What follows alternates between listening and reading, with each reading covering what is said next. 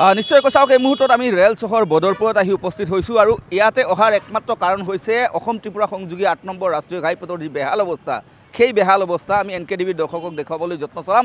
ইয়াৰ সমান্তৰালকৈ ৰজাগড়েকৈ দেখুৱাম যে ৰেল চহৰ এখন গুৰুত্বপূৰ্ণ চহৰ যি চহৰৰ এই অৱস্থা এই মুহূৰ্তত নিৰ্মলে দেখুৱাইছে অসম ত্ৰিপুৰা সংযোগী ৮ নম্বৰ ৰাষ্ট্ৰীয় ঘাইপথৰ বদৰপুৰ চহৰ এলেকাত কেৱল গাঁত আৰু এই গাঁত থকাৰ বাবে ভিন্ন সময়ত যানজঁটৰ সৃষ্টি হয়, তীব্ৰ যানজঁটৰ সৃষ্টি হয়।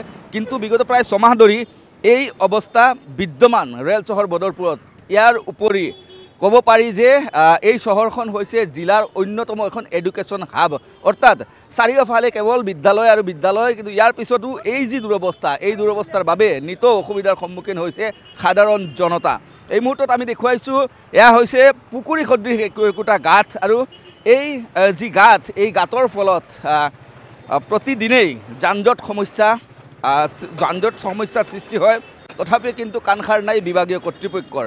আমি দেখুৱাই গৈছোঁ কিদৰে একোখন বাহন এই যিসমূহ গাঁত আছে গাঁতসমূহ পাৰ হৈ গৈছে আৰু এই গাঁতৰ ফলত বিভিন্ন সময়ত ঘটনা সংঘটিত হৈছে। ইয়াৰ পিছতো বিভাগীয় কৰ্তৃপক্ষৰ কোনো ধৰণৰ কাণসাৰ নাই। এয়া হৈছে ৰাষ্ট্ৰীয় ঘাইপথ, কোনো সাধাৰণ পথ নহয়, গাঁৱৰ পথ নহয়, কোনো পঞ্চায়তৰ পথ নহয়, কেইবাটাও ৰাজ্য সংযোগী এখন ৰাষ্ট্ৰীয় ঘাইপথ, যি ঘাইপথৰ বদৰপুৰ চহৰ এলেকাত এইদৰে এক অথৈবচ অৱস্থা। এনেদৰে বিগত প্ৰায় ছমাহ ধৰি পথৰ ওপৰত গাঁতৰ সৃষ্টি হৈছে আৰু এই গাঁতৰ ফলত নানা সমস্যাৰ সন্মুখীন হৈছে সাধাৰণ জনতা। কিন্তু কাণসাৰ নাই বিভাগীয় কৰ্তৃপক্ষৰ। বদৰপুৰৰ এগৰাকী সচেতন নাগৰিক হিচাপে কি ক'ব খুজিব? বিগত প্ৰায় ৬-৭ মাহ ধৰি এনেদৰে এক বেহাল অৱস্থা। এই অৱস্থা এৰাউণ্ড 6-7 মান্থছৰ পৰা এই অৱস্থাৰ কাৰণে ইমান প্ৰব্লেম হৈ আছে। ইয়াতে বদৰপুৰটো হ'ল একটা মানে এডুকেশ্যনেল হাব। আমাৰ এটা ৰেলৱে ষ্টেচন ৰয়েছে, ইয়াতে বহুত ৰেলৱে জংচন। এই জংচনত কোনো এখন ট্ৰেইন নাই যিখন ট্ৰেইন নৰখায়, যাৰ কাৰণে এই যে মানে গৰ্তৰ কাৰণে মানে মানুহৰ ইমান প্ৰব্লেম হৈ আছে। আৰু এটা জেগাতে নহয়, এই টাউনৰ ভিতৰত বহুকে জেগাতে ইয়াতকৈ আৰু বেছি ডিপ মানে বহুকেইটা গৰ্ত আছে। এই গৰ্তখিনিৰ কাৰণে সৰু গাড়ীবিলাক গৰ্ত বচাই চলাৰ কাৰণে মানে এটা প্ৰব্লেম হয়, এক্সিডেণ্ট হয়। বহুকেইটা এক্সিডেণ্ট ইয়াতে হৈছে অলৰেডি। আৰু আমাৰ এই ইয়াতে কলেজখন সন্মুখত, এই কলেজত এৰাউণ্ড 3000ৰ ওপৰত ষ্টুডেণ্ট। এই ষ্টুডেণ্ট প্লাছ ডেইলি আমাৰ ইয়াতে এম্বুলেঞ্চ, এই ৰেলৱে ষ্টেচনৰ পেছেঞ্জাৰ গাড়ী দৌৰাৰ কাৰণে মানে ট্ৰাফিক জাম সদায় লাগি থাকে। কিন্তু আমাৰ পুলিচ প্ৰশাসন আপ্ৰাণ চেষ্টা কৰি আছে মানে ট্ৰাফিক জাম যাতে নহয়।